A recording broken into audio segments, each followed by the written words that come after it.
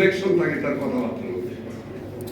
এখানে উপবিষ্ট আমাদের সম্মানিত ভাইস চেয়ারম্যান বিএনপির সাবেক ছাত্র নেতা, সাংবাদিক সম্পাদক ডক্টর আসাদুজ্জামান রিপন, এবং একটু আগে যিনি বক্তব্য করলেন ডক্টর আহমেদ আব্দুল কাদের, আমাদের খুবই প্রিয় মানুষ তিনি, এবং আপনারা যারা সামনে আছেন এবং সাংবাদিক বন্ধুরা, আমি জানি যে আমার বক্তব্য শোনার জন্য আপনারা অপেক্ষা করতেছেন না, অপেক্ষা করতেছেন শুধুমাত্র একজন মানুষের কথা শোনার জন্য, বিকজ তার দরকার আছে বক্তব্য।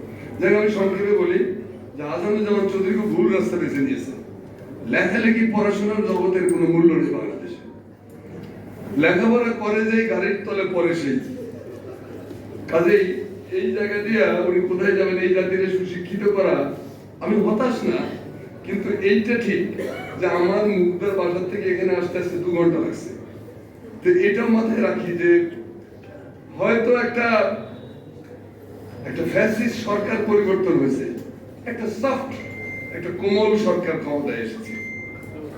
আর কি, আমি তো আর কোনো পরিবর্তন খুব চোখে দেখতে পাচ্ছি না। ব্যাপক পরিবর্তনের দরকার, রাষ্ট্র পরিবর্তন, রাষ্ট্র পুনর্গঠনের কথা বলছেন। আমার মনে হয় যে সবাইকে নিয়ে কথাবার্তা বলা দরকার। আমি তখন আমাদের পরম শ্রদ্ধেয় মানুষ চিফ অ্যাডভাইজারকে বলবো যে স্যার, দয়া করে রাজনীতিবিদদের সঙ্গে মাসে অন্তত একবার বসেন, বিশেষজ্ঞদের সাথে মাসে একবার বসেন, এবং আমাদের ছাত্র নেতাদের সঙ্গে মাসে একবার বসেন, তাহলে আপনার এই এনজিওর যন্ত্রণা থেকে কিছুটা রক্ষা পাবেন। আপনি এনজিওরা খারাপ লোক সেটা বলা আমার উদ্দেশ্য না, কথা হলো যে প্র্যাকটিক্যাল পৃথিবী আর ঘরের রোমান্টিকতা দুই জিনিস। প্র্যাকটিক্যাল পৃথিবীর ভিতরে সাঁতার কাটতে শিখতে হবে। এই জন্য সবাইকে সবার পরশে পবিত্র করে বাংলাদেশ পুনর্গঠনের যে স্বপ্নগুলো, আমি 1969 সালের গণ অভ্যুত্থানে অংশগ্রহণ করেছি, 71 সালে মুক্তিযোদ্ধা ছিলাম, আরো মুক্তিযুদ্ধ করে যে গাধামেড়ে করেছিলাম সেটা হলো অস্ত্রগুলো সব জমা দিয়ে দিয়েছিলাম। অস্ত্র জমা দেওয়ার পরে আওয়ামী লীগ এবং তাদের যিনি ফ্যাসিস্ট আইকন শেখ মুজিবুর রহমান খারাকে জাতির সাথে বিশ্বাসঘাতকতা করেছিলেন, প্রতারণা করেছিলেন।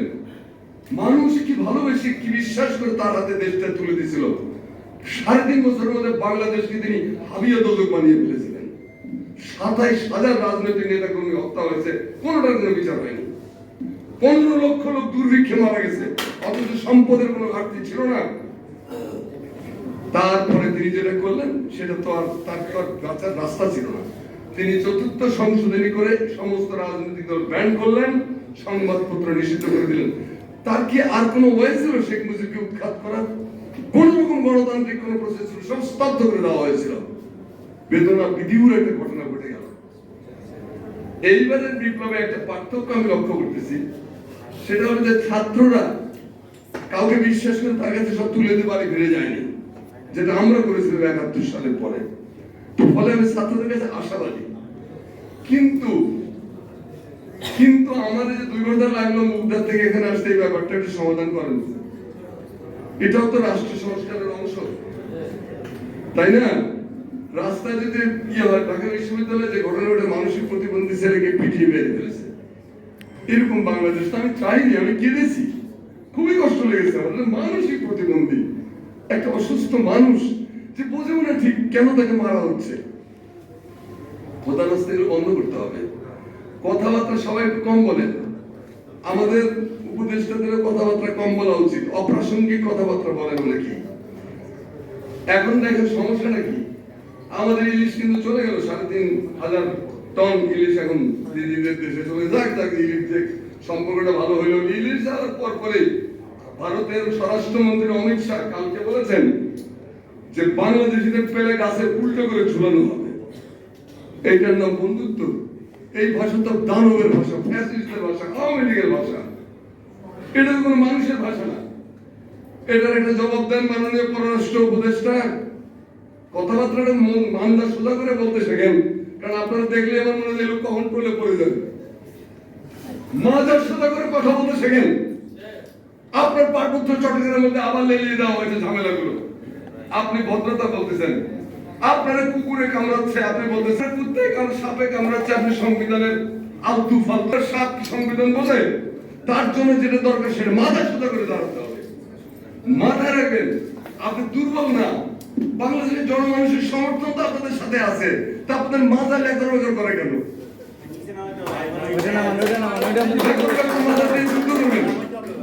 আরে ভাই শোনেন না, আমার কথা না, আমি বলছি কথাবার্তা স্পষ্ট করে বলা শেখেন, এটা পরিষ্কার সূর্য লোক। এখন স্পষ্ট করে কথা বলতে হবে, আপনার পানির ব্যাপারে সমস্যার সমাধান করতে হবে, ভদ্রতা দেখানোর জায়গা নাই। বাংলাদেশ যতবার মোকাবেলার পথে গেছে ততবারই ভারত এসে হাত ধরছে, ভাই ভাই ভাই ভাই আমরা সমাধান করতেছি। পানি দেয় না ফারাক্কা দিয়ে আটকায়, মৌলানা হোসেনের ফারাক্কা লং মার্চ। তারপরে পৃথিবীর ইতিহাসে সেই একবারই ভারত জাতিসংঘের থেকে যে ক্ষমা চেয়ে পানি চুক্তি করেছিল, তারপরে থেকে তো তোষামতের লাইনে এসে বললাম, আব্বা আম্মা দিদি দাদা পা ধরে ধরে বাংলাদেশের শাসন ক্ষমতা গেছে, সেনা প্রধানের ওটার নাম কি ছিল, মঈনুদ্দিন ফখরুদ্দিন না না মঈনুদ্দিন।